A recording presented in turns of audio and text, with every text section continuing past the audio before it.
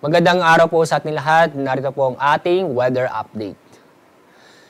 Ang southwest monsoon o habagat ay nakakapekto sa kanlurang bahagi ng Southern Luzon hanggang sa Mindanao.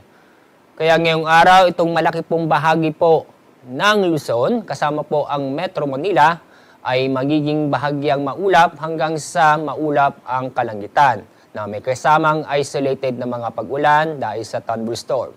Itong bahagyang maulap ang kalangitan, kadalasan nangyayari po sa umaga. Pero sa lalabing bahagi po ngayong araw, inaasap po natin magiging makulimlim o maulap na kalangitan. Dako tayo sa lalabing bahagi po ng ating bansa. Itong lalawigan po ng Palawan at ninyo kakita itong buong Mindanao. Aasahan po ngayong araw ang maulap na kalangitan na may mga kalat-kalat na pag-ulan at thunderstorm.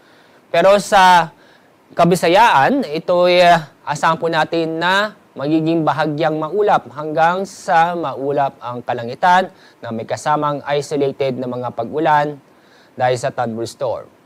Paalala, mag-ingat po tayo dahil sa inaasahan po nating pag-ulan na maaaring magdulot ng pagbaha o pagguho ng lupa.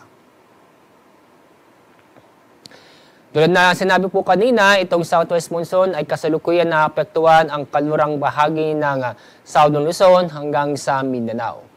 Bukas at sa araw ng Biyernes, patuloy pa rin ang epekto ng southwest monsoon sa kanlurang bahagi ng Southern Luzon hanggang sa Mindanao. Kaya sa araw ng Huwebes o bukas, magiging maulap ang kalangitan na may kasamang mga kalat-kalat na pag-ulan at thunderstorm sa lalawigan po sa Palawan, kasama rin po ang Mindoro Provinces, Western Visayas at sa buong Mindanao.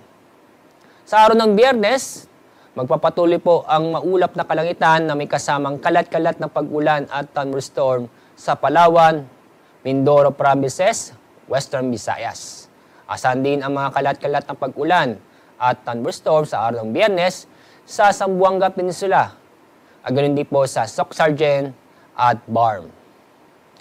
Sa loob po ng 3 araw, sa nakita namin, wala po tayong inaasahang mabubuong bagyo o low pressure area na maaaring makapekto sa ating bansa. Sunrise po mamaya pong 5:28 ng umaga. Sunset mamaya pong 6:27 ng hapon.